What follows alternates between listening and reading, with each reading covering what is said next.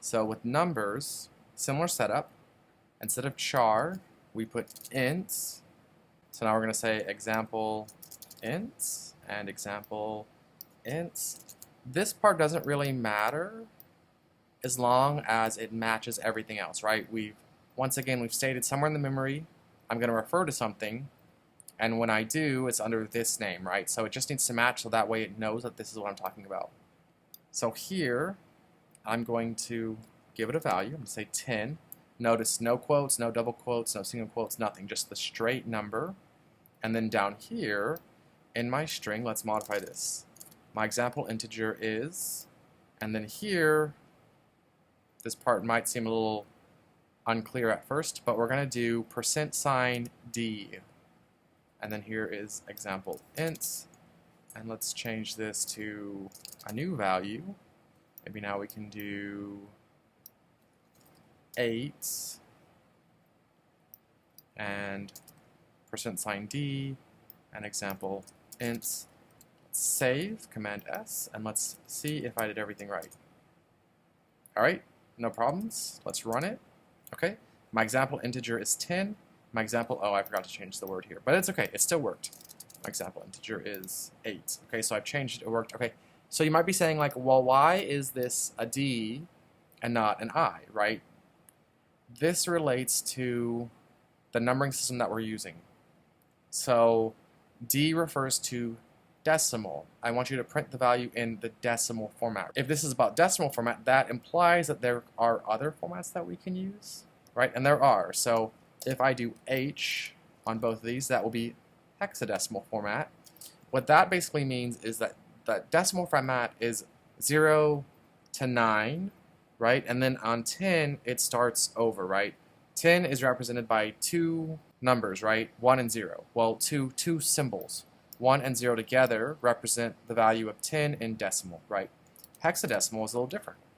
It's not 0 to 9. It is, it is 0 to 15. Actually, it's not H. Let's try, was it X? Save.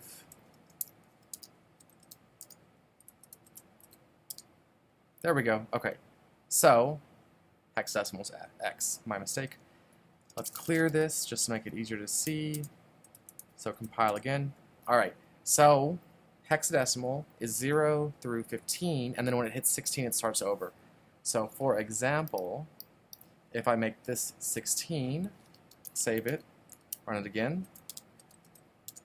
Alright, now we have A and we have 10, right? So basically the way that it works is hexadecimal counts from 0 to 15, and then when it gets to 16, that is represented as 1, 0.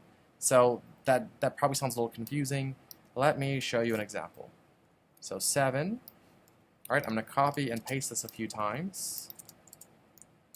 This will be 8, this will be 9, this will be 10, 11, 12, 13, 14, 15.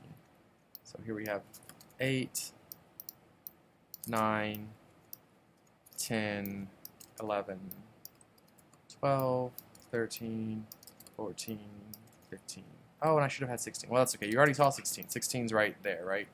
So if I save this, and I recompile, and I rerun, okay, 7, 8, 9, A, B, C, D, E, F. So they didn't create new symbols for the numbers above 9. They just started using the alphabet. So A through F is 10 through 15 in hexadecimal, and then after 15, then it starts back over, and it's represented by 1, 0. For the value of 16. So a little confusing, but it's okay. We'll talk more about some of that later on. There's also octal, which is base 8. So that one, I think, is %. Oh, if I recall correctly. Let's go ahead and give that a try. Save. We'll clear again. Alright, we'll recompile, rerun. There we go. Did I do it right? I did do it right. So we have 7. So octal is 0 through 7. And then at 8, it restarts, right? So 8 is 1, 0. 9 is 1, 1. 10 is 1, 2, etc. Right? And so this value, this is 15. If I run it one more time and I add 16 in here, this will be 2, 0. And we will talk more about numbering systems later and about why it looks like this, but for right now, don't worry about it too much, right? So 0 to 7, normal. 8 is 1, 0, right? So 8 to 15 is represented as 1, 0 through 1, 7, and then 16 is represented as 2, 0. That might be confusing. It's okay. We'll talk more about it later.